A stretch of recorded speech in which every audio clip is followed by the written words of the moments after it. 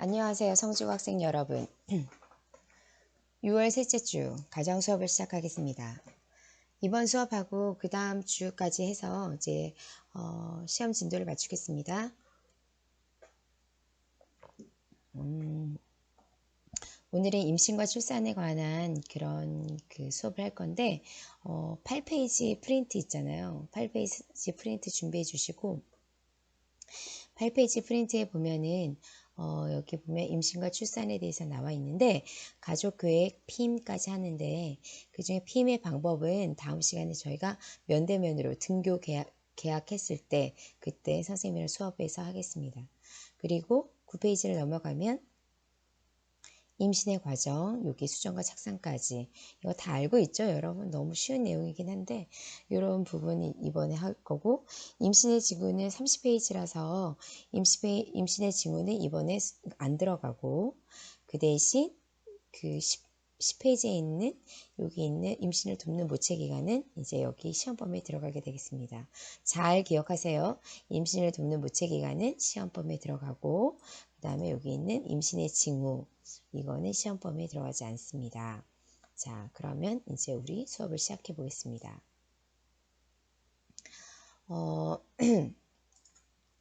굉장히 귀엽죠, 그림이. 그래서 이 아이를 낳는다는 건 사실 신의 축복이기도 하고 신의 선물이기도 하죠. 그래서 아이가 태어난 집에서는 정말 기쁨을 감출 수 없는 그런 이제 상태가 되는 겁니다.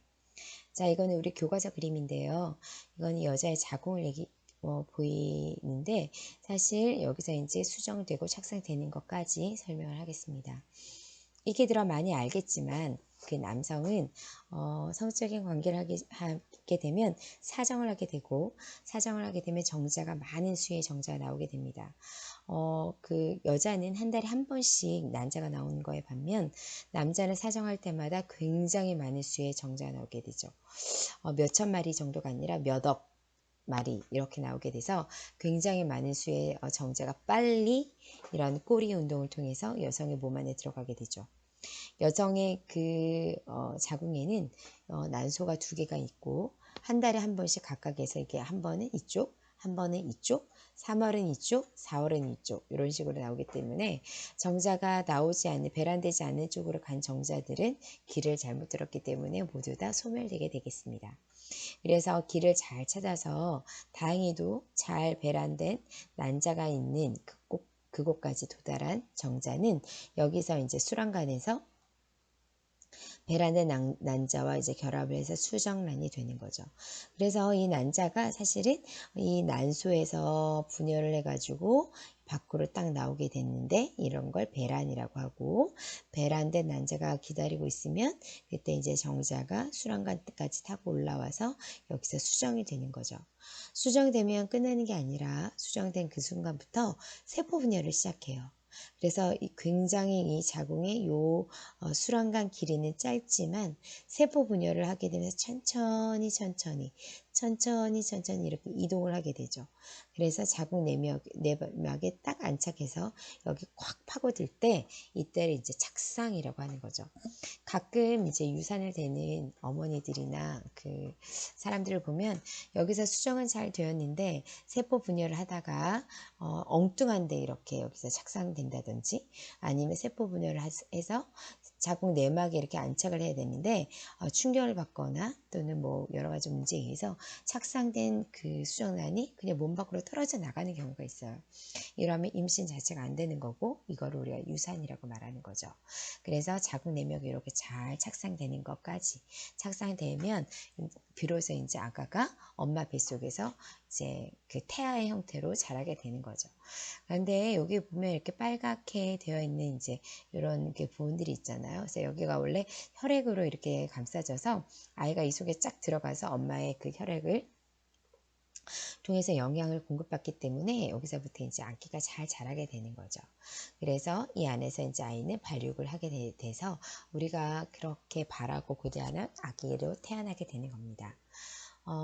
사실은 이걸 진짜로 찍어보면 초음파를 보게 되면 정말 이렇게 이렇게 작은 아가집이 생기죠. 이건 한 달 된 그런 아이들이고요. 이건 한 5개월, 6개월 된 아이인데 아가집에 이렇게 아가집이 보이고 여기 머리, 몸통, 다리가 보이죠. 더 큰 아가는 이렇게도 생겼어요. 거의 만삭이 다 된 그 엄마가 이제 초음파를 찍었을 때 이렇게 이제 이런 아기의 모습이 보이는데 우와 머리 잘 보이죠.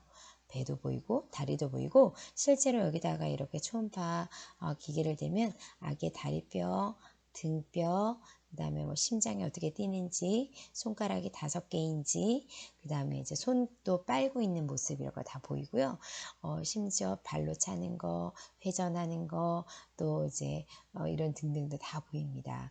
그래서 요새는 기술이 좋아지고 카메라 상태가 좋아져서 옛날에 비해서 훨씬 더 많은 양의 정보를 줄 수가 있는 거죠. 자, 자궁 속의 태아는 이렇게 생겼습니다. 근데 이 아이가 머리가 이제 이렇게 돼서 아기가 나가는 입구는 이렇게 좁은 통로인데 이거 너무 좁은데 어떻게 아가가 나와요? 라고 말하는데 이 좁은 통로가 아가 머리 그 지름까지 요만큼 다 벌어지게 되는 거죠. 그러니까 이 벌어지는 과정 동안은 여기 있는 엄마의 그 척추뼈에 있는 신경을 누르기 때문에 부모는 굉장한 산통을 느끼게 되는 거죠. 어쨌거나 이 아이는 만삭이라서 굉장히 좁아 보이지만 사실은 그 굉장히 작았을 때부터 이제 이 자궁 속에 있었기 때문에 아가는 굉장히 익숙한 공간이라고 볼 수 있습니다.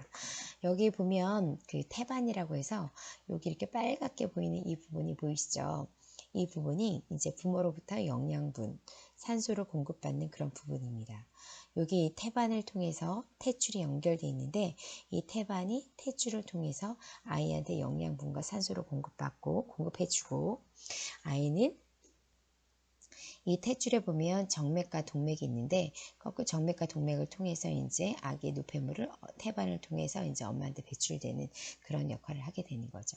그리고 여기 안에는 그 양막이라고 해서 얇은 막으로 둘러싸져 있는데 이 막 안에는 그 양수가 들어있어요. 그래서 아이는 이렇게 그냥 뻑뻑한 상태로 있는 게 아니라 물로 이렇게 다 감싸져 있어서 굉장히 밖으로서 있는 충격을 흡수할 수 있고 그 다음에 온도 조절이 잘 되고 여름에는 여기가 약간 시원하고 겨울에는 따뜻하고 그런 이제 효과를 볼 수 있습니다. 이거는 여기 부분이 이제 태반이라는 거 보여주려고 선생님이 그림을 가져왔는데 태반하고 탯줄이 잘 보이죠? 그래서 아기는 이런 식으로 이제 정상태가 있는데 아기가 여기를 통해서 이제 아기가 나올 텐데 아가가 이제 나올 때 양막이 터지면서 양수가 떨어지면서 아기가 태어나는데 태반이 아이보다 먼저 떨어지는 경우가 있어요. 이걸 전치 태반이라고 해서 먼저 떨어져서 아기가 이쪽으로 나가야 되는데 나가는 입구를 이렇게 막고 있는 경우가 있어요. 이러면 아가가 잘 나가지 못하고 옛날 전통사회 같은 경우에는 이러면 아가가 죽게 되는 상황이 되죠. 이거 굉장히 위험해서 이렇게 전치태반이다 하면 요새는 정상으로 자연분만 시키지 않고 보통 제왕절개에서 아기를 낳게 되는 거죠. 이걸 좀 더 자세히 보면 그림이 이렇게 생겼습니다. 그래서 파란색과 빨간색으로 이제 혈관을 표현한 거고 여기 태반을 보면 굉장히 많은 혈관들이 모여 있는 걸 볼 수 있습니다. 굉장히 많은 혈관들이 촘촘하게 있고 이걸 좀 더 자세히 확대하게 되면 이렇게 나뭇가지처럼 굉장히 표면적을 넓게끔 만들어졌는데 그 이유는 엄마에게서부터 양분과 산소를 더 넓게 더 많이 받을 수 있도록 이렇게 딱 이렇게 돌기처럼 생긴 겁니다. 그래서 많은 수의 양분과 많은 수의 산소들이 이 많은 표면적을 통해서 아가한테 흘러 들어갈 수 있도록 이렇게 만들어진 것이 태반의 역할이죠. 태반 정말 굉장히 중요해서 만약에 아기가 이 몸속에 있다가 어떤 이유로 해서 태반이 몸에서 떨어진다. 여기 붙어있던 이 부분이 떨어진다. 그러면 아기는 꼼짝없이 죽을 수밖에 없습니다. 그래서 이 태반 되게 중요하다는 거. 이거는 쌍둥이인데요. 각각의 이제 양막을 다 갖고 있고 각각의 양수를 다 갖고 있고 탯줄도 각각이 갖고 있는데 태반은 같이 사용합니다. 그러니까 당연히 한 명이 있는 단태아보다 쌍둥이일 경우 또는 새 쌍둥이일 경우에는 영양분을 나눠 갖기 때문에 아기가 좀 더 작을 수밖에 없겠죠. 이거는 이제 다음 시간 다시 한번 설명할 거긴 한데 이렇게 얇은 막 속에 아기가 양수에 둥둥둥 떠다니는 그 그림입니다. 이 뒤에 있는 건 태반이고 아이는 이렇게 탯줄. 탯줄이 생각보다 길어요. 그래서 몸을 칭칭 감기도 하고 어떤 아이들은 목에 감아서 위험한 상태를 겪기도 하고 그런 문제들이 있습니다. 이거는 간혹 엄마가 나이가 많거나 아니면 아이가 약간 장애에 위험이 있다고 판단됐을 경우 그때 뱃속에 있는 양수를 일부 채취하는 과정이라서 이런 검사를 양수 검사라고 하죠. 그래서 이 양수에는 그냥 이렇게 깨끗한 파란색의 물이 아니라 아기가 엄마 몸 안에 떠다니다가 우리가 왜 목욕탕에서 푹 몸을 담그면 이렇게 때 같은 게 금방 나오잖아요. 그래서 아이들도 이게 표피가 막 벗겨져 가지고 때 같은 게 둥둥둥 떠다니거든요. 그래서 양수 검사하는 거는 양수 속에 있는 아이의 표피를 채취해서 이걸 염색체 검사, 기형아 검사 등등을 해서 아이의 상태가 괜찮은지를 보는 그런 양수 검사입니다. 실제 이게 외국 그 사파인데요. 굉장히 사실적으로 그림이 돼 있어서 선생님이 가져왔는데 여기는 이렇게 빨갛게 보이는 것이 태반, 이게 탯줄, 그 다음에 여기는 양수를 이렇게 포함하고 있는 게 양막입니다. 그래서 아기가 이제 더 커지게 되면 더 이상 못 살겠어. 엄마 몸 밖으로 나가고 싶어 라고 해서 아기가 머리를 더 드밀게 되면 양막이 터지면서 양수가 쏟아져서 이렇게 이제 아가가 나가는 길이 열리게 되는 거죠. 이거는 다양한 출산 방법 중에 하나인데 이거는 이제 다음 시간에 다시 하겠습니다. 아기가 되게 큰 문제일 경우 예를 들어서 아까처럼 태반이 입구를 막고 있어서 전치 태반일 경우 아이가 나올 수 없기 때문에 제왕절개를 하죠. 그래서 엄마 배를 가로로 갈라서 아기를 사람의 손으로 이렇게 인위적으로 꺼내는 방법입니다. 이런 거 사실은 옛날에 위험해서 보통 이렇게 많이 안 하고 엄마의 질 입구를 통해서 이제 나가는 이런 방법을 선호하고 사실 이 방법이 엄마 몸에는 가장 무리가 없습니다. 사실 아기가 나갈 땐 굉장히 고통스럽지만 아기가 몸 밖으로 나오고 되면 바로 즉시 걸어 다닐 수 있고 밥 먹을 수 있고 그래서 이제 가장 안전한 방법이기도 하죠. 근데 이 아이가 머리가 너무 크기 때문에 여기 엄마의 산도로 빠져나가려면 굉장히 큰 힘이 들고 또는 고통스럽죠. 그래서 이걸 좀 줄이기 위해서 이렇게 석션 같은 걸 해서 아기 머리를 쫙 돌려서 빼는 그런 것들도 요새는 나오고 있어요. 자, 다시 그 전으로 돌아가면 우리가 아까 이렇게 태반, 탯줄 이런 거 했는데 그 중에서 임신을 돕는 제 기관들이 있습니다. 아주 간단하게 이제 소개되어 있는데 잠깐 보겠습니다. 태반은 산소와 영양분을 공급하고 모체의 유해 물질이 아이한테 들어가지 못하도록 이렇게 막아주는 역할을 하죠. 그래서 엄마가 담배를 핀다든지 아니면 어떤 약물을 복용한다든지 해도 그 약물이 아기한테 들어가지 않도록 막아주는 역할을 합니다. 특별히 엄마가 독감에 걸린다 하더라도 엄마의 독감 바이러스가 아이한테 가지 않는 건 이 태반 때문이죠. 그리고 탯줄, 태아하고 태반을 연결하는 관인데 영양분, 산소, 노폐물이 이동되는 통로입니다. 아까도 말했듯이 양막이란 태아를 보호하고 있는 막인데 이 양막 안에 이제 양수가 있는 거죠. 양수의 역할이 되게 중요한데 우리가 보면 그냥 물이잖아 이렇게 생각이 들지만 사실 외부의 충격으로부터 태아를 보호하고 태아의 활동과 체온을 조절하고 출산 시 산도를 부드럽게 할 뿐 아니라 나갈 때 이 양수가 산도를 소독하는 역할을 하죠. 만약에 조물주께서 이게 소독하지 않게끔 됐다 하면 여기 인간이 일일이 다 소독을 해서 되게 힘들 텐데 다행히 양수가 이제 소독의 역할을 하기 때문에 굉장히 인간이 편하게 아기를 낳을 수 있게 되겠죠. 자, PPT는 여기까지 하고 다시 프린트를 한번 돌아가겠습니다.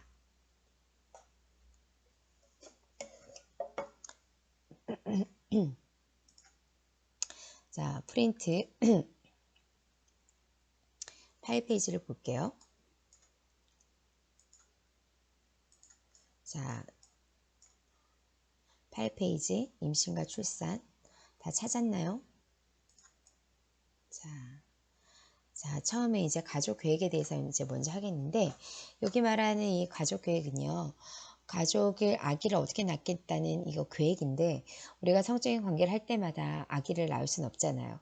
그러면 정말 아기가 10명, 뭐 16명 이렇게 되기 때문에 그렇게 아기를 많이 낳을 수 있는 그렇게 이제 체력도 덜 되지만 아기를 뭐 10명씩 낳기를 원하지 않기 때문에 어느 정도 아기를 제한하는 그런 목적도 있습니다. 그러나 가족을 계획한다는 건 아기를 낳지 않겠다는 이런 목적뿐 아니라 아기를 낳을 수 없는 부모도 그 현대의학의 힘을 빌려서 시험관 아기라든지 아니면 여러 가지 이제 과학적 기술로 아기를 낳을지 말지를 결정하는 거, 그것도 이제 가족 계획에 포함이 되는 거죠. 그래서 단지 아기를 낳자 말자 이것도 가족 계획이지만 아기를 적극적으로 낳자 이것도 이제 가족 계획에 포함이 되는 거죠. 그래서 니은을 보면 이게 가족 계획의 의미입니다. 적당한 수의 자녀를 적당한 터울 쓰세요. 적당한 터울로 낳는 거죠. 여러분 터울이 뭘까요?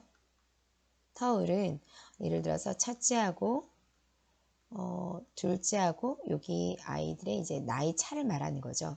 보통은 연년생도 있고 2살, 3살, 4살, 5살 이렇게 나는 아이들도 있지만 10살, 뭐 11살 이렇게 있는 아이들도 있더라고요. 재작년 선생님이 이렇게 관찰한 결과는 어떤 아이들이 17살도 있었어요. 다시 말해 고등학교 1학년일 때 엄마가 아기를 낳는 케이스죠. 이렇게 뭐 나도 뭐 상관없지만 사실 사람들은 이렇게 1살, 2살, 3살, 4살, 5살 이 범위를 선호하는 거는 이 정도 아기를 낳을 때 엄마의 나이 때문에 그렇습니다. 엄마의 나이가 17살 터울이면 엄마의 나이가 첫 아이를 낳은 다음에 17년이 지난 이후라서 부모님이 이제 아기도 낳기 힘들 뿐더러 고령이면 이제 아이한테도 약간 장애가 있을 수 있기 때문에 사실 보통 첫째 터울을 3살, 4살, 5살까지 이런 터울로 낳기를 원하는 거죠. 그리고 말하는 적당한 시기에 낳는다는 건 특히 엄마의 건강 또는 엄마의 나이 이런 등등을 고려하기 때문에 적당한 터울로 적당한 시기에 낳을 수 있도록 계획하는 게 가족 계획이라고 볼 수 있죠. 디귿번 이거 되게 중요한데 가족 계획 시 고려할 점이 있어요. 뭐냐면 제일 먼저는 부부의 연령입니다. 부부의 연령 중에 특히 누구의 연령이냐면 엄마의 연령이죠. 여자 연령. 특히 20대에 낳으면 가장 엄마의 몸 상태가 최상일 때 낳는 거라 되게 좋겠지만 30대, 30대 또는 40대에 첫 아이를 낳는 경우도 있습니다. 특히 일반적으로 35세 이상에서 그 아기를 낳게 되면 약간 그 위험하다고 판단해서 아기한테 여러 가지 장애 검사, 예를 들어서 뭐 기형아 검사라든지 정말 양수 검사라든지 이런 등등등을 좀 더 많이 하는 경향이 있죠. 그래서 여기서부터 이제 고령 출산에 해당하는 그런 나이가 됩니다. 특히 아내 건강 상태 되게 중요한데 뭐 몸에 병이 있다든지 암이 있다든지 이랬을 경우 임신하게 되면 아기한테도 악영향을 미치기 때문에 굉장히 엄마의 건강 상태를 먼저 확인하는 게 중요합니다. 엄마가 건강하지 않았는데 임신했을 경우 아주 최악의 상황에서는 아기를 포기하거나 엄마를 포기하거나 이렇게 양자택일을 해야 되는 되게 안타까운 상황이 될 수 있습니다. 그러므로 아기를 낳겠다라고 계획을 했을 경우에는 엄마가 건강한지 여부를 먼저 체크하는 것이 중요하죠. 그래서 이거를 이제 산전 출산하기 전에 검사 같은 것들도 요새 많이 나오고 있습니다. 그 다음 이제 세 번째는 아내 취업 여부입니다. 엄마가 이제 직장을 갖게 되면 아무래도 활동에 제약을 받게 되고 그 다음에 이제 직장에 머물러 있는 시간이 반드시 필요하기 때문에 엄마가 취업을 하게 되면 아기를 많이 낳을 수가 없겠죠. 그래서 이것도 고려의 대상이고요. 또 하나는 가정의 경제 상태입니다. 아기를 키우고 낳고 키우고 교육시키고 하는 데는 돈이 좀 들기 때문에 경제 상태를 고려해서 이제 너무 힘들다 그러면 아이 수를 좀 줄이기도 하죠. 그래서 너무 돈이 없는데 아이를 뭐 5명, 10명씩 낳을 수가 없기 때문에 가정의 경제 상태라든지 또 아내의 취업 여부라든지 건강이라든지 연령을 고려해서 그래서 이제 가족 계획을 우리가 하게 되는 거죠. 이 가족을 계획을 할 때는 어떻게 아기를 낳을지 또는 아기를 낳지 않을지를 결정해야 되기 때문에 이때 필요한 것이 바로 피임입니다. 피임. 피임이란 말 그대로는 임신을 피한다는 거죠. 그래서 임신을 피하기 위해서는 어떻게 하면 될까요? 어떻게 하면 될지 물어보니까 어떤 반에서는 남자하고 여자를 안 만나게 하면 된다는데 정답일 수 있죠.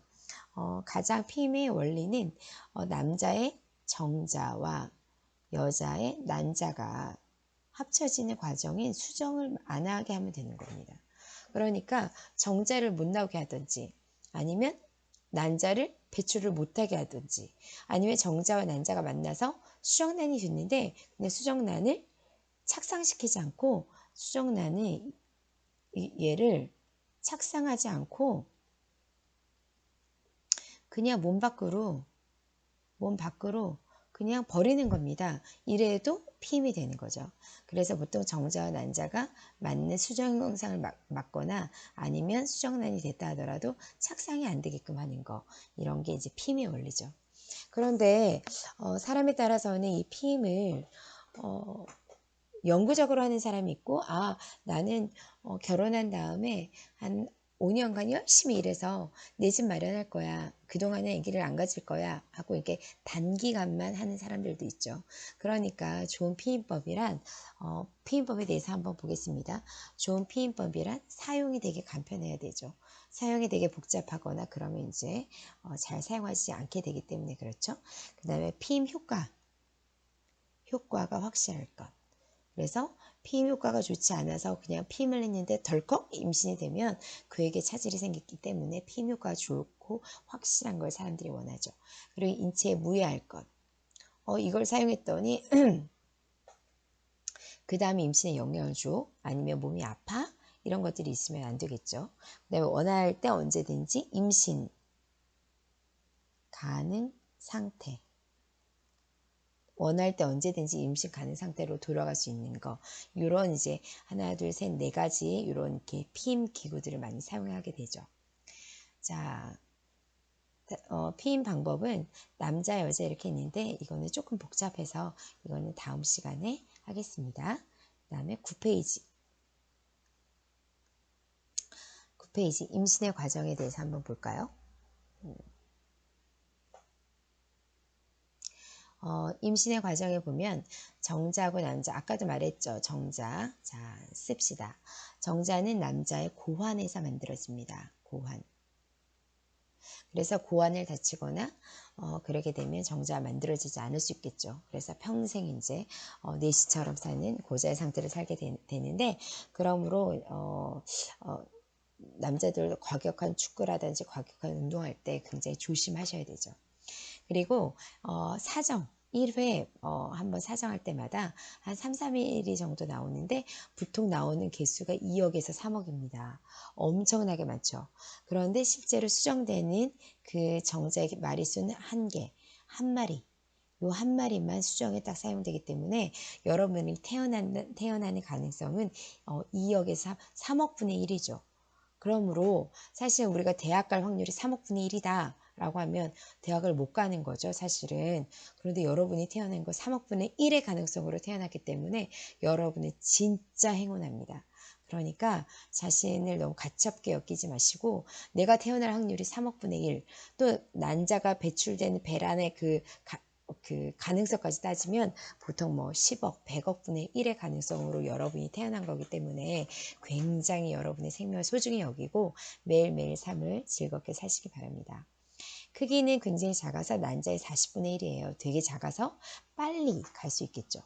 평균 수명은 이게 2일에서 3일입니다. 그래서 48에서 72시간 생존해요. 그래서 이게 조금 미스테리한 거기도 하죠. 그래서 사정에 대해서 여성의 몸 안에 들어갔다 하더라도 정자가 하루가 지나서 죽는 게 아니라 정말 울트라 캡숑 막 정자들은요 몸 안에서 3일까지도 살아요. 그래서 내가 그때는 성적인 관계를 안 했는데 어떻게 임신이 됐지? 라고 말할 사람들이 있는데 그 전에 몸 안에 들어갔던 정자가 이제 그렇게 될 수 있습니다. 그 다음에 머리와 꼬리로 구성되어 있고요. 꼬리 운동으로 이동해요. 그래서 꼬리 이제 아주 빠르게 움직이기 때문에 꼬리 운동으로 이동하는데 굉장히 빠르게 이제 이동하게 되죠. 이 정자에 비해서 난자는 너무나 반대적인 특징을 갖고 있어요. 출생 시부터 미숙한 난포. 난포의 형태로 난소에 존재하고 있는데 난소에 있을 땐 난포의 형태로 존재하고 있어요. 그리고 양쪽 난자에서 한 달에 한 개씩 배출하죠. 그래서 사실 난소가 양쪽에 있기 때문에 어떤 여성의 경우에는 난소에 이상이 생겨서 한쪽 난소를 잘라버리는 케이스도 있습니다. 그래도 임신하는 데는 문제는 없고 두 개를 다 제거하지 않고서는 이제 난자에 문제는 없습니다. 얘는 구형으로 지름이 0.13mm인데 인간이 가진 세포 중에 가장 큰 세포라고 할 수 있죠. 그래서 가장 큰 세포, 구형으로 0.13mm씩. 그런데 이 난자도 여성의 경우에는 태어날 때부터 이 미숙한 난포의 형태로 모든 난자를 갖고 태어납니다. 어느 순간에 사춘기 호르몬에 의해서 난자가 슉 하고 갑자기 생성되는 게 아니라 원래 태어나면서부터 이런 난포의 형태로 난자를 갖고 태어나기 때문에 여자아이들의 경우에는 어릴 때부터 특히 자궁 있는 부분, 엉덩이 부분을 늘 조심하셔야 되는 거죠. 그래서 어쨌거나 구형으로 지름이 0.14 가장 크다는 거. 평균 수명은 약 1일이에요. 존재 시간은 24시간. 난자야말로 하루 만에 죽어버리죠. 정자하고 너무 대비되죠. 정자는 2에서 3일까지 산다면 난자는 딱 24시간. 너무너무 반대되는 면입니다. 그래서 난자는 하루 만에 죽고 정자는 한 3일 정도 살 수 있다는 거.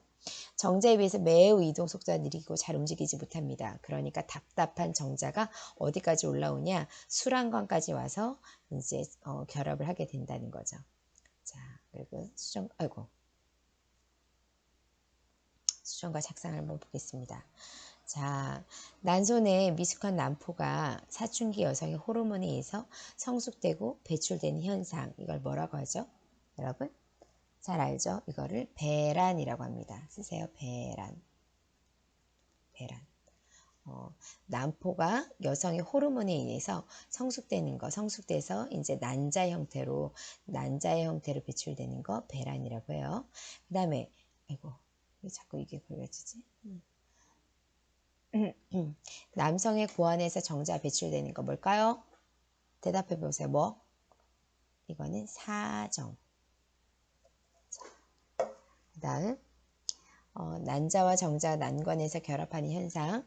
정자가 난자의 난막을 뚫고 들어가서 꼬리는 떨어지고 머리 부분이, 왜 머리 부분이 결합하죠? 머리에 뭐가 들어있어요? 머리에는요 핵이 들어있어요. 머리에는 핵이 들어있기 때문에 이 머리 부분이 난자와 결합해서 수정난이 되는 거, 이걸 뭐라 하냐면 수정이라고 하죠. 그 다음에 수정난이 자궁 내막 안쪽에 밀착돼서 모체와 연결되는데 수정 후 7에서 10일 정도 오래 걸리는 이 현상을 착상이라고 합니다. 착상. 이건 뭐 너무 잘 아시는 거죠? 자, 그렇다는 거. 다시 한번 말하지만 이거는 이번 시험범위 아닙니다. 자, 이건 다음 시간에 하겠어요. 이것도 사실 미리 해놓으면 좋긴 하는데 좀 시간이 부족한 게로 그냥 패스. 자, 10페이지 여세요. 자, 10페이지. 자, 임신을 돕는 모체기관 한번 보겠습니다. 임신을 돕는 모체기관 중에서 가장 중요한 거는 태반이라고 볼 수 있죠. 태반. 이 태반은요, 임신 4개월경에 완성돼요. 모체와 태아를 연결하죠. 일단 태아에게 영양분, 산소를 공급하는 역할을 하죠. 그리고 또 하나, 이쪽에 태아에 영양분과 반대되는 거 뭐죠? 노폐물. 산소 반대, 이산화탄소 배출하죠. 그래서 임신 4개월경에 완성해요. 그래서 이런 아주 중요한 역할을 하게 되죠. 여러분, 임신 4개월경에 완성되니까 어떤 문제가 있는 줄 아세요? 만약에 병 중에 풍진, 뭐 이거 벽장 전염병이어서 여러분들 풍진에 걸리면 학교 안 나와요. 또는 뭐 뭐지? 뭐 풍진, 뭐 하여튼 수두 뭐 이런 거 있잖아요.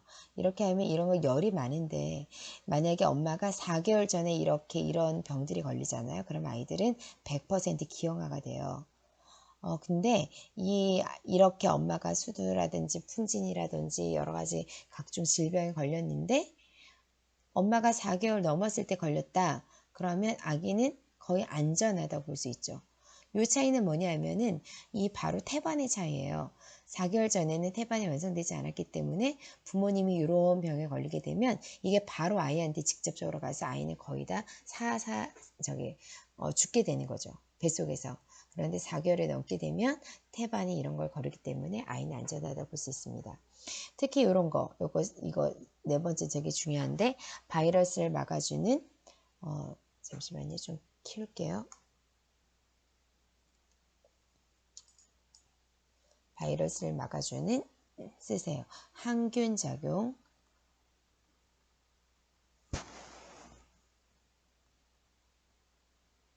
컴마고 해독 작용이 있어요. 그래서 유해물질 침입을 막아주는 그런 작용이 있습니다. 그래서 엄마가 뭐 예를 들어서 감기 걸린다든지 이런 거 다 막아줄 수 있고 엄마가 무슨 커피 마셨어요? 카페인 막아줄 수 있고 엄마가 무슨 약을 먹었어요? 그거 다 막아줄 수 있어요.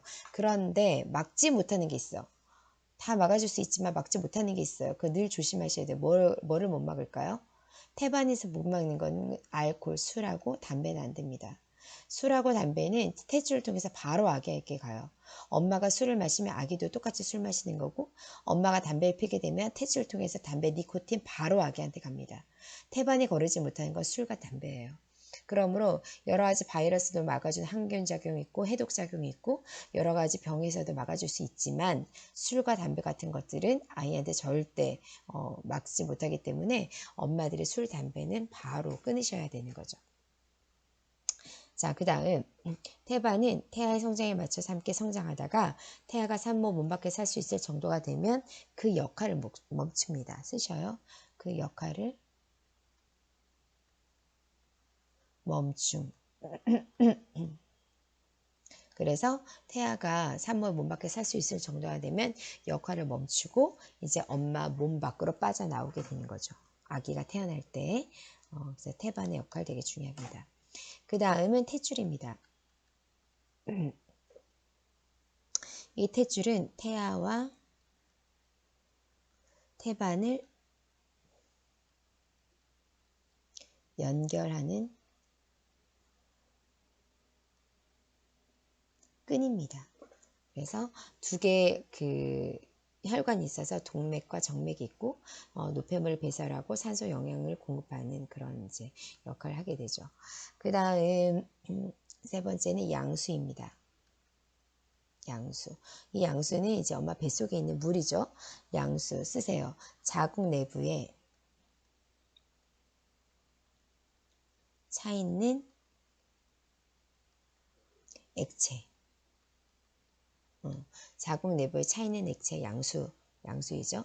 자궁 내부에 차 있는 액체라서 사실은 이 양수 역할 되게 중요하죠. 특히 잘 큰 거는 외부의 충격으로부터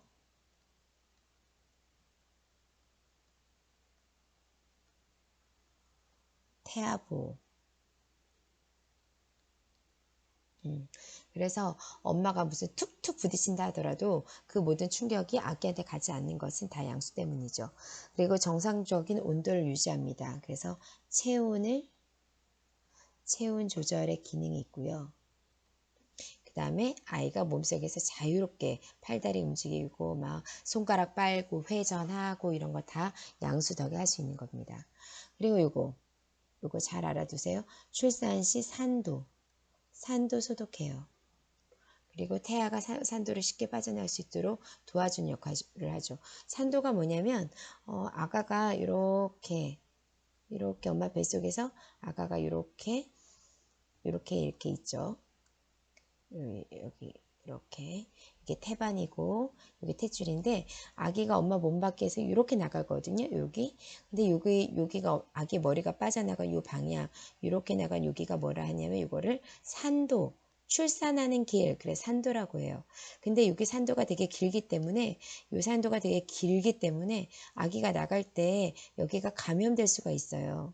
이게 잘못 감염되면 이게 눈이나 코나 들어가면 아기가 태어나면서 이제 장애가 될 수 있는 거죠. 그런데 여기에 탁 터져서 양수가 나가면서 양쪽이 옆에를 다 소독해 주는 겁니다. 그래서 여기를 다 소독하기 때문에 아기는 안전하게 나갈 수 있죠. 그래서 산도를 소독하는 역할 그것을 양수가 해준다고 볼 수 있는 거죠. 자, 그렇죠. 그 다음에 이제 양수를 이렇게 싸고 있는 거. 아까 여기 선생님이 난막 또는 양막이라고 해요. 같은 말이에요. 난막이나 양막 같은 말. 이거는 태아를 둘러싸고 있는 막이에요.